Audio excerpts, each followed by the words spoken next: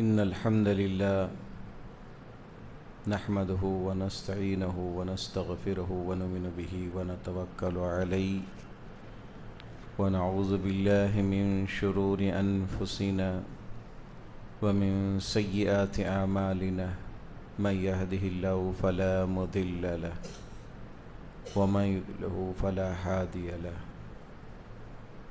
وأشهد أن لا إله إلا الله وحده لا شريك له وأشهد أن محمدًا عبده ورسوله اللهم صل على عبدك ورسولك محمد صلى الله عليه وسلم وعلى آله وأصحابه أجمعين أما بعد يا معشر المسلمين يا شباب المسلمين أوصيكم باتقوا الله واتقوا النار التي أعدت للكافرين أطيعوا الله وأطيعوا الرسول لعلكم ترحمون فإن خير حديث كتاب الله وخير الهدي هدي محمد صلى الله عليه وسلم وشر الأمور محدثاتها وكل محدثة بدعة وكل بدعة ضلالة وكل ضلالة في النار وقال الله تعالى في القرآن الحكيم والفرقان العظيم فاستعذ بالله من الشيطان الرجيم بسم الله الرحمن الرحيم واغفر لأبي إنه كان من الضالين ولا تخزني يوم يبعثون يوم لا ينفع مال ولا بنون إلا من أتى الله بقلب سليم وأزلفت الجنة للمتقين وبرزت الجحيم للغاوين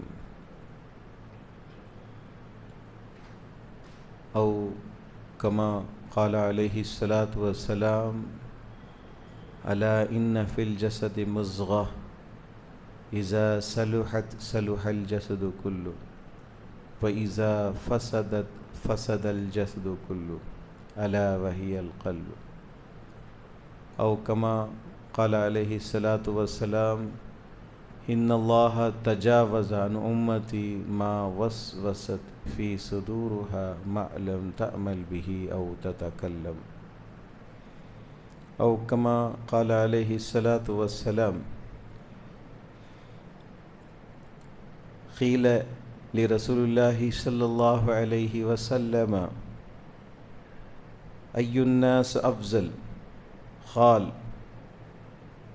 كل مخموم القلب صدوق اللسان قالوا صدوق اللسان نعرفه فما مخموم القلب قال هو التقي النقي لا إثم فيه ولا بغي ولا غل ولا حسد معزز برادران اسلام و خواتین اسلام، اللہ کی حمد و ثنا جس نے ہم سب کی ہدایت کے لیے ہدایت نامہ نازل فرمایا، جس کی بدولت ہم اور آپ ہدایت پر ہیں، گمراہی سے محفوظ ہیں اور اندھیریوں سے نکل کر نور کی طرف ہم بڑھ رہے ہیں، یہ اس پروردگار عالم کا جتنا بھی شکر ادا کریں کم ہے۔ اس کا ایک سب سے بہترین اور اعلیٰ طریقہ یہ ہے کہ اس پروردگار عالم کی حمد و ثنا کے ساتھ ساتھ اس کی عبادت کے ساتھ ساتھ اس کے کلام سے اپنا رشتہ جوڑ لیں، یعنی کتاب اللہ قرآن حکیم سے اپنا رشتہ جوڑ لیں۔ یہ سب سے پیارا اور افضل اصول ہے اللہ سے اپنے رشتے کو جوڑنے کا۔ ایک تو نماز ہے ہی ہے، لیکن ساتھ ساتھ میں اللہ کو ہمیشہ یاد رکھنے کا بہترین ذریعہ اللہ کے کلام کو پڑھیں سمجھ کر۔ تو گویا ہم اللہ سے گفتگو کرتے ہیں، جب اللہ کے کلام کو پڑھتے ہیں تو گویا ہم اللہ سے گفتگو کر رہے ہیں، اللہ ہم سے کلام کر رہا ہے۔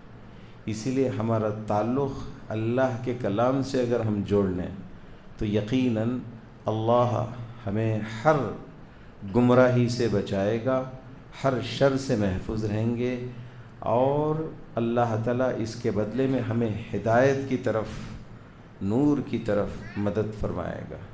اس کا نتیجہ یہ ہے کہ دنیا میں جتنی ہماری زندگی ہے وہ کل اللہ کی رضا پر گزرے گی، اور ہماری دنیاوی زندگی کامیابی پر مبنی ہوگی، اور اس کا جو نتیجہ روز قیامت کے دن ہوگا وہ یقیناً جنت میں جانے والا ہوگا۔ اسی لیے ہم سب کا، یعنی ماؤں بہنوں کا اور تمام حضرات کا تعلق قرآن سے جوڑنا اللہ کی سب سے زیادہ بہترین حمد و ثنا، اس کے ذکر کرنے کا ایک ذریعہ ہے قرآن۔ تو اللہ تعالیٰ ہم سب کو اس کے بندے ہونے کا حق ادا کرنے کا جو سب سے بہترین ہمارے درمیان میں جو ہے وہ قرآن کی تلاوت ہے۔ اللہ تعالیٰ ہم سب کو اس قرآن کریم کی تلاوت کے ذریعے سے اللہ کی حمد و ثنا کرنے کی توفیق عنایت فرمائے۔ تو صاحب کتاب آخری نبی حضرت محمد مصطفیٰ صلی اللہ علیہ وسلم اور تمام انبیاء کرام پر انگنت درود و سلام ہو۔ آخری نبی خصوصاً حضرت محمد مصطفیٰ صلی اللہ علیہ وسلم پر انگنت درود و سلام ہو، جن کی آمد سارے جہاں کے لیے رحمت ہے، امت کے اوپر احسان ہے۔ اللہ تعالیٰ ہم سب کو صاحب کتاب یعنی نبی مکرم صلی اللہ علیہ وسلم کی مکمل پیروی کرنے کی توفیق عنایت فرمائے۔ آپ پر جو قرآن کا نزول ہوا، آپ نے قرآن کریم کو جو ہے اپنے قول و فعل کے ذریعے سے، یعنی بول کر آپ نے بتایا کہ قرآن کے احکامات کیسے ہم کریں۔ اس لیے قرآن کو سمجھنے کے لیے ضروری ہے کہ ہم صاحب کتاب پر مکمل ایمان لے آتے ہوئے ان کی پیروی کریں، یعنی نبی پاک صلی اللہ علیہ وسلم کی۔ اگر کوئی کہے کہ میں بس قرآن ہی کو پڑھوں گا اور قرآن ہی کے ذریعے سے اللہ کو سمجھوں گا، وہ گمراہ۔ اگر کوئی کہے کہ میں صرف پیارے رسول کی پیروی کروں گا، قرآن کو نہیں پڑھوں گا، یہ بھی گمراہی ہے۔ اس لیے دونوں کو ساتھ میں جو لے کر چلے گا وہ گمراہی سے محفوظ رہے گا، تمام بگاڑ تمام تحریفات سے، بگاڑ سے وہ محفوظ رہے گا، کیونکہ یہ کتاب ایسی ہے، آپ صاحب کتاب ہیں۔ یہ دونوں کے متعلق خود اللہ کے نبی فرمایا، یہ دونوں چیزوں کو جس نے اپنی زندگی میں تھام لیا وہ گمراہی سے محفوظ۔ تو اللہ تعالیٰ سے دعا ہے کہ نبی پاک صلی اللہ علیہ وسلم کی سچی محبت یہ ہے کہ آپ کی مکمل اتباع۔ اللہ تعالیٰ ہم سب کو نبی پاک صلی اللہ علیہ وسلم کی مکمل اتباع کرنے کی توفیق عنایت فرمائے۔ تو سامعین، میں آپ کے درمیان میں جس موضوع پر بولنے کے لیے اس جمعہ آپ کے درمیان میں آیا ہوں، پہلی مرتبہ موقع ملا ہے، یہ اللہ کا کرم اور احسان ہے۔ تو اس موضوع کو شروع کرنے سے پہلے ایک بات آپ کے علم میں لانا چاہتا ہوں کہ جو دل کے متعلق ہے، دل ہے نا، اس کی کیفیت کا احساس ایک مثال کے ذریعے سے میں آپ کو سمجھا کر آگے کی باتیں انشاءاللہ العزیز رکھوں گا۔ مختصر وقت میں ساری باتیں تو نہیں رکھ پاؤں گا، کیونکہ قرآن کریم کی مکمل جو تعلیم ہے، قرآن کریم کی جو مکمل جو معلومات ہے، اور نبی پاک صلی اللہ علیہ وسلم کی جو مکمل زندگی ہے، وہ سب کی سب دل کے اصلاح پر ہے، دل کے اصلاح ہی کے لیے نازل ہوئی ہے۔ جیسے آپ قرآن کی گہرائی کے ساتھ مطالعہ کریں گے تو یہ بات واضح آپ کے علم میں یقیناً ہوگی۔ بس دوران خطاب میں کہہ رہا ہوں یہ بات کہ جیسا کہ اللہ تعالیٰ خود کہہ رہا ہے کہ نبی پاک صلی اللہ علیہ وسلم کو دنیا میں بھیجنے کا مقصد کیا ہے؟ وَيُزَكِّيهِمْ، تزکیہ نفس، یعنی پہلے دلوں کی صفائی، وَيُعَلِّمُهُمُ الْكِتاب، پھر اس کے بعد کتاب کی تعلیم، پھر حکمہ۔ بات سمجھ میں؟ نبی مکرم صلی اللہ علیہ وسلم کو 3 چیزیں دے کر بھیجا اللہ تعالیٰ، اس میں ساری چیزیں آ گئی۔ تزکیہ نفس، دل کی ساری جو برائیاں ہیں اس کو پاک کرنے کے لیے، پاک رکھنے کے لیے اللہ کے نبی صلی اللہ علیہ وسلم کو دنیا میں بھیجا گیا۔ اس کے بعد جو ہے کتاب اللہ کی تعلیم، کیونکہ کتاب اللہ کی جو تعلیم ہے وہ روح کی صفائی کے لیے ہے، روح کی صفائی کے لیے ہے۔ اور جب روح صاف ہو جاتی ہے، نفس صاف ہو جاتا ہے، تو کتاب اللہ کی تعلیم، اور جب کتاب اللہ کی تعلیم ہمارے دل و دماغ پر اثر کرتی ہے تو قرآن کریم کی تعلیمات کے مطابق زندگی انسان بسر کرتا ہے۔ حکمہ کے معنی دانش مندی، دانش مندی سے مراد کیا ہے؟ کتاب اللہ اور سنت رسول اللہ۔ بہرکہ تو اس بات کو سمجھنے کے لیے ایک مثال پر ہم غور و فکر کریں گے۔ مثال کیا ہے؟ المومنون فی المسجد، دل کی ذرا کیفیت کو سمجھنے کے لیے، یعنی دل کو تھوڑا سا فیل کریں گے، دل کیا ہے، تھوڑا سا فیل کر کر ہم بات کو آگے سنیں گے، میں سناؤں گا ایک مثال کے ذریعے سے۔ المومنون فی المسجد، المومنون فی المسجد، مومن مسجد میں، المومنون فی المسجد، مومن مسجد میں، کسمک جس طرح مچھلی، کسمک یعنی جس طرح، سمکن بولے تو مچھی کا جو عربی میں استعمال ہوتا ہے جس طرح کے لیے، یعنی جس طرح مچھلی، جیسے مچھلی۔ المومنون فی المسجد، مومن مسجد میں، کسمک جس طرح مچھلی، فی الماء پانی میں، ہے نا۔ مومن مسجد میں کیسا ہے؟ جیسا مچھلی پانی میں۔ مچھلی کو پانی سے باہر نکال دیجئے تو مچھلی زندہ نہیں رہتی ہے۔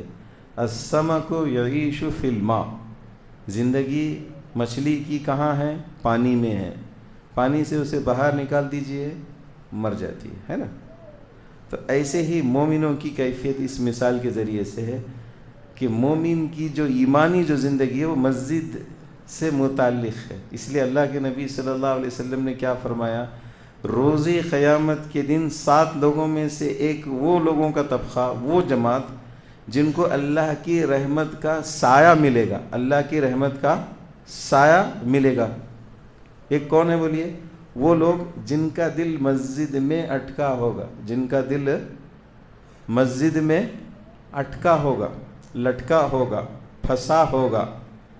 جیسے مثال کے طور پر اب کہیں مسجد میں آنے کے بعد کہیں دل وہاں لٹکا رہتا ہے نا، باہر، تو پھر نماز پڑھنے میں مزہ آتا ہے کیا؟ واعظ و نصیحت سننے میں مزہ آتا ہے کیا؟ کیونکہ دل وہاں اٹکا ہے، لٹکا ہے، پھنسا ہے۔ ارے اس کا دل یہاں نہیں ہے، توجہ سے نہیں سن رہا ہے، مطلب کہ اس کا دل یہاں حاضر نہیں ہے، جسم ہے لیکن دل نہیں ہے نا۔ اس لیے دیکھیے اس کو اور سمجھنے کے لیے، الا بذکر اللہ تطمئن قلوب، دل کے ساتھ ساتھ تن کے ساتھ جو اللہ کے ذکر کرتا ہے تو اسے سکون ملتا ہے۔ چپ ایسے ہی کرتا ہے تو اسے سکون نہیں ملتا، سبحان اللہ سبحان اللہ، لیکن اس کا دماغ کدھر ہے؟ نماز پڑھ رہا ہے لیکن اس کا دل کدھر ہے؟ سکون نہیں ملتا ہے۔ نماز بھی ایک ذکر ہے نا، عبادت ہے نا، سکون حاصل ہونا چاہیے۔ مسجد میں آنا بھی جو ہے عبادت ہے نا، سکون کیسے ملے گا؟ دل اس کا مسجد میں ہو، سمجھ۔ اس لیے اللہ کے نبی صلی اللہ علیہ وسلم نے کیا فرمایا کہ روز قیامت کے دن وہ لوگ اللہ کے سائے میں ہوں گے جن کا دل مسجد میں اٹکا ہوگا۔ سمجھنے کے لیے بہت آسان ہے، جس طرح سے حدیث کے الفاظ ہیں۔ فجر کی نماز پڑھا، باہر نکل گیا روزی روٹی کے لیے، کھیتی میں، ملازمت میں، کاروبار میں، وغیرہ وغیرہ، لیکن اس کا دل اٹکا ہے۔ بازار تو گیا ہے، تجارت کر رہا ہے، کھیتی میں جو ہے کسان کی حیثیت سے کسانی کر رہا ہے، ملازمت کر رہا ہے، وغیرہ وغیرہ، اپنے دنیاوی زندگی کے مشاغل میں لگا ہوا ہے، لیکن اس کا دل کہاں ہے؟ مسجد میں۔ اس لیے وہ انتظار کرتا ہے کہ ظہر کا وقت کب آئے گا اور میں مسجد میں جاؤں گا۔ اسی طرح جو ہے عصر، اسی طرح جو ہے مغرب، اسی طرح عشاء، یعنی اس کی پوری مکمل زندگی جو ہے کٹ جاتی ہے۔ صبح و شام یوں اس کا نکل جاتا ہے، صبح و شام اس کا یوں نکل جاتا ہے۔ کس کا بولیے؟ جس کا دل مسجد میں لٹکا ہے، پھنسا ہے، اس کا۔ ایک مثال یہ ہے نا۔ اب اس کے مد مقابل ہے نا، اس کے اپوزٹ بھی چاہیے نا۔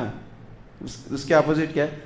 المنافق فی المسجد، منافق مسجد میں، منافق مسجد میں، المنافق فی المسجد، منافق مسجد میں، کالطیر، کالطیر، طیرن بولے تو پرندہ، کالطیر جس طرح پرندہ، فی القفص پنجرے میں، جیسے فی الماء ہے نا ویسے فی القفص پنجرے میں، پرندہ پنجرے میں فطری ہے کیا اس کا مقام؟ نہیں، اس کو شوقیہ لا کر پنجرے میں رکھتے ہیں، پنجرے میں ہے، وہ سونے کا پنجرا ہے، اس کے قدرت یعنی نیچرل فوڈ بھی آپ دے رہے ہیں، صبح و شام اس کا میڈیکل چیک اپ بھی ہو رہا ہے، اس کو بڑے پیار و محبت سے پال رہے ہیں، لیکن اس کے باوجود بھی وہ دل سے پنجرے میں ہے کیا؟ نہیں، کیونکہ اس کا ٹھکانہ نہیں ہے۔ الطائر یطیر فی الہوا، پرندہ ہے، اس کی فطرت، اس کا نیچرل جو مومنٹ ہے اس کی زندگی کا، وہ ادھر ادھر پھرتا ہے، اسی میں اس کو خوشی ملتی ہے، اگرچہ کہ پنجرا سونے کا کیوں نہ ہو، اگرچہ کہ اس کے فطری کھانے مہیا کیوں نہ کیے جاتے ہوں، صبح و شام اس کا میڈیکل چیک اپ کیوں کیا نہ جاتا ہو، اس کے باوجود بھی وہ اگر اس کو موقع ملے تو رہتا ہے کیا؟ نہیں، اڑ کر نکل جاتا ہے۔ تو منافق کی مثال بھی اسی طرح سے ہے کہ اگر وہ مسجد میں آیا ہے تو اس کا دل مسجد میں اٹکا ہوا نہیں ہے، وہ مجبوراً آیا ہے۔ جیسے کہ آپ صلی اللہ علیہ وسلم کے زمانے میں منافقین کی پہچان یہ تھی کہ وہ فجر اور عشاء کی نماز ان کے لیے بھاری تھی، وہ تاخیر سے آتے تھے۔ آج کے مسلمانوں کو اوپر دیکھیں گے تو ان منافقین سے بھی گیا گزرا معاملہ ہے نا۔ اس دور کے منافقین نمازوں میں آتے تھے، لیکن فجر اور مغرب میں ان کو آنا مشکل تھا، لیکن آتے تھے، تاخیر سے آتے تھے۔ آج مسلمانوں کے اوپر ایک نظر ڈالیں، نمازوں کی کتنی پابندی کرتے ہیں، ہے نا۔ تو منافقین کی پہچان کیا ہے؟ اللہ کے نبی صلی اللہ علیہ وسلم کی زبان مبارکہ سے بھی ہمیں اس کی اطلاع ہے کہ وہ فجر اور عشاء میں سستی کرتے تھے۔ سستی مطلب کہ نماز نہیں چھوڑتے تھے، تاخیر سے آتے تھے مسجد۔ آج تو نماز ہی کے لیے نہیں آتے، فجر عشاء چھوڑیے، ظہر میں بھی نہیں، عصر میں بھی نہیں، مغرب میں بھی نہیں۔ بعض لوگ جمعہ کے ہیں، بعض لوگ جو ہے ظہر عصر چلو آئے تو پڑھ لیتے ہیں، بعض لوگ مغرب میں پڑھ لیتے ہیں، بعض لوگ تبرکاً روزی میں برکت حاصل کرنے کے لیے فجر کی نماز پڑھ لیتے ہیں۔ ایسا ہے، ایسا ہے۔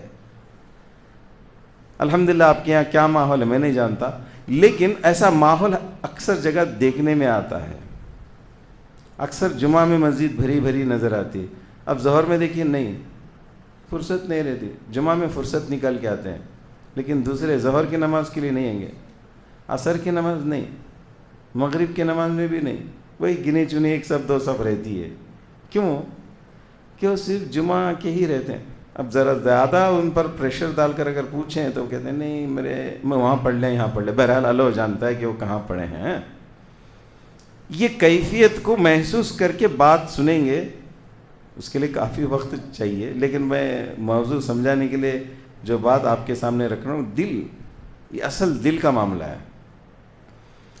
تو ہم نماز سے ہی اگر شروع کریں گے تو ہماری اپنی کیفیت سامنے آ جائے گی۔ نماز کو ہی سامنے رکھتے ہوئے ہم اگر غور و فکر کریں گے تو دل واقعی میں صحیح چل رہا ہے کہ نہیں، یعنی مذہبی اعتبار سے، روحانی اعتبار سے دل ہمارا صحت مند ہے یا نہیں، ہماری اپنی نماز کے ذریعے سے ہمیں معلوم ہو جائے گا۔ اگر ہم نماز میں آنا کانی کر رہے ہیں تو سمجھ لیں کہ مذہبی اعتبار سے، روحانی اعتبار سے ہمارا دل بیمار ہے، ہمارا دل بیمار ہے۔ اس لیے قرآن کریم کی آیت پر ذرا غور کریں گے، منافقین کا ذکر کرتے ہوئے آیت ہے سورہ بقرہ کی، فی قلوبہم مرض فزادہم اللہ مرضا، فی قلوبہم مرض، ان کے دلوں میں بیماری ہے، کن کے؟ منافقین کے۔ کیا ان کے دل بیمار تھے کیا؟ ہارٹ پیشنٹ تھے کیا؟ ڈپریشن تھا کیا؟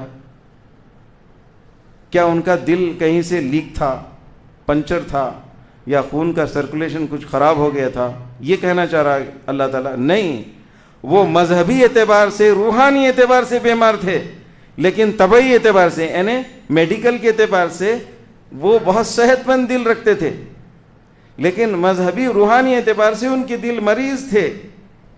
اس لیے اس کا علاج وہ نہیں کرے، اس کی وہ فکر نہیں کرے، تو اللہ تعالیٰ کیا کہتا ہے؟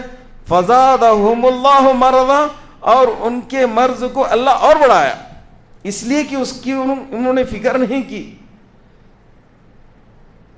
آج دل بیمار ہے، اس کا مطلب یہ نہیں کہ بھئی ہارٹ پیشنٹ ہیں یا کچھ دل کی مختلف بیماریاں ہوتی، اس میں سے کوئی بیماری، یہ مقصد نہیں ہے یہاں پر۔ مقصد یہ ہے بولنے کا کہ ہمارا دل روحانی اعتبار سے صحت مند ہے کہ نہیں، یہ اصل ہے۔ تو میں نے قرآن کی جو آیت تلاوت کی ہے، وہ اگر سارے باتیں بتاؤں گا تو وقت ابھی بہت، اس کے لیے تو مستقل 1-2-3 جمعہ اس موضوع پر بولنے کے بعد ہی بات ختم ہو سکتی ہے۔ تو اس کے آخری جو آیت ہے، الا من اتى اللہ بقلب سلیم، سورہ شورى کی آیتیں ہیں یہ، 86 تا 91 میں آیتیں پڑھا ہوں، 86 to 91۔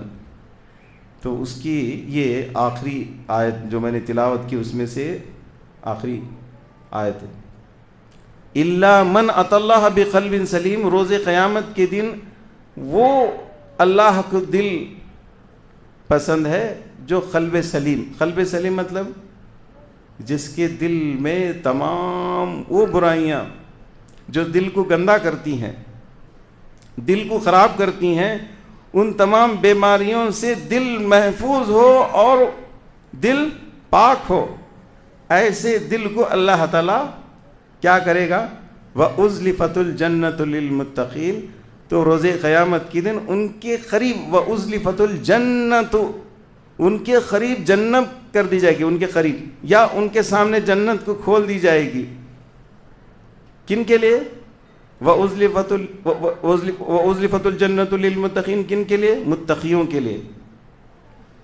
اب دیکھیے متقی کہا ہے، متقی سے مراد کیا ہے آپ اچھی طرح سے جانتے ہیں، جن کے دلوں میں ڈر ہے، پرہیز کرتے ہیں، پرہیزگار ہیں، کسی چیز سے اپنے آپ کو بچاتے ہیں، اس شخص کو کیا کہتے ہیں؟ پرہیزگار، بہت پرہیز کرتے ہیں، وہ شوگر نہیں کھاتے ہیں، وہ تلچھٹ چیزیں نہیں کھاتے ہیں، بہت پرہیز کرتے ہیں، وہ سادہ سیدھا کھاتے ہیں، ابلی ہوئی چیزیں کھاتے ہیں، نمک نہیں کھاتے ہیں، شوگر نہیں کھاتے ہیں، بہت پرہیز کرتے ہیں، بہت پرہیز کا کھانا ہے ان کا، بولتے ہیں نا۔ اور وہ پرہیز کا کھانا اس لیے کھاتے ہیں کہ ڈاکٹر نے انہوں نے ڈرا دیا کہ بھی یہ چیزیں اب تک تم کھا رہے تھے، اب مت کھائیے، یہ تمہارے لیے زہر بن گئے ہیں، اس لیے وہ ڈرتا ہے تاکہ میری زندگی اچھی کٹے، میں مزید بیمار نہ بنوں، اس ڈر سے ان چیزوں کو اپنے آپ سے رکائے رکھتا ہے، کنٹرول۔ ایسا ہی جس کے دل میں اللہ کا خوف پیدا ہو جائے اور تمام برائیوں سے اپنے آپ کو بچائے، وہ ہے تقویٰ۔ دیکھیے میں اس حدیث پر ہی زیادہ آپ کے سامنے بول دوں گا۔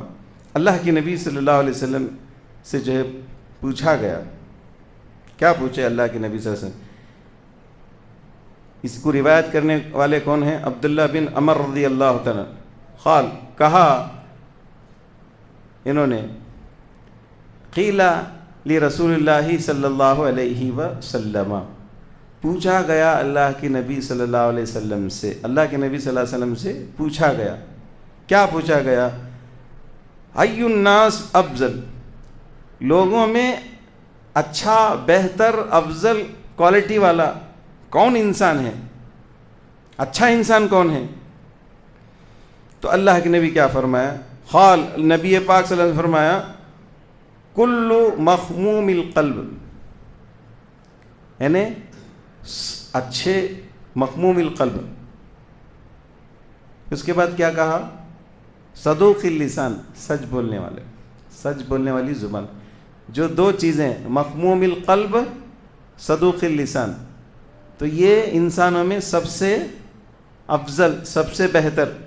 صحابہ کرام نے اللہ کے نبی صلی اللہ علیہ وسلم سے کہا، قالوا صدوق اللسان نعرف، اللہ کے نبی صلی اللہ علیہ وسلم سے کہا کہ یا رسول اللہ، صدوق اللسان ہم جانتے ہیں کہ سچ بولنا، یہ ہم جانتے ہیں، اس کا معنی ہم سمجھتے ہیں کہ سچ بولنا مطلب کہ کبھی وہ جھوٹ نہ بولے، سچ ہی کہے، کچھ بھی ہو تو سچ کہے، یہ ہم جانتے ہیں، لیکن فما مخموم القلب، ہم نہیں سمجھے مخموم القلب کیا ہے۔ مخموم القلب کیا ہے ہمیں سمجھ میں نہیں آیا ہے، یہ ہمیں سمجھائیے۔ اللہ کے نبی صلی اللہ علیہ وسلم نے فرمایا قال هو التقی النقی، وہ جس کا دل اللہ کے ڈر سے پر ہو، اللہ کے ڈر سے پر ہو، نقی صاف ہو، اس میں کوئی گندگی نہ ہو، ڈر کے سوا اور کچھ نہ ہو۔ ڈر ہے لیکن لالچ ہے، ڈر ہے کینا کپٹ ہے نا، ڈر تو ہے لیکن ساتھ میں اس میں کچھ بھی نہ ہو، صاف ہو، ایک دم کلیئر، یعنی پانی کی طرح صاف ہو۔ اور پھر کیا فرمایا؟ لا اسم فیہ، اور اس میں گناہ بھی نہ ہو۔ لا اسم فیہ، وہ دل میں گناہ بھی نہ ہو۔ دیکھیے غور کرنے کی بات، اللہ کے نبی کیا فرمایا؟ اس میں خوف بھی ہو، دل صاف بھی ہو، اور اس میں گناہ بھی نہ ہو۔ تین باتیں آ گئی۔ مقموم بالقلب کیا ہے؟